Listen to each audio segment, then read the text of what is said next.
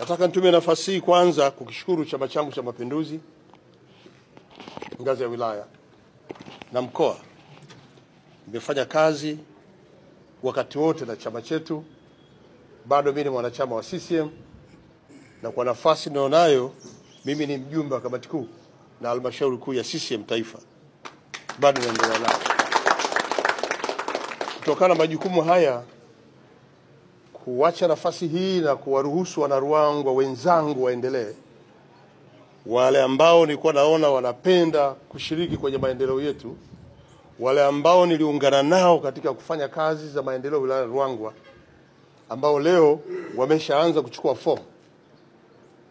Hawa wote waliochukua fomu ni wazaliwa wa Ruangwa, wana Ruangwa ambao nimeshirikiana nao kipindi chote cha miaka 15 kwenye shughuli za maendeleo. Kwa hiyo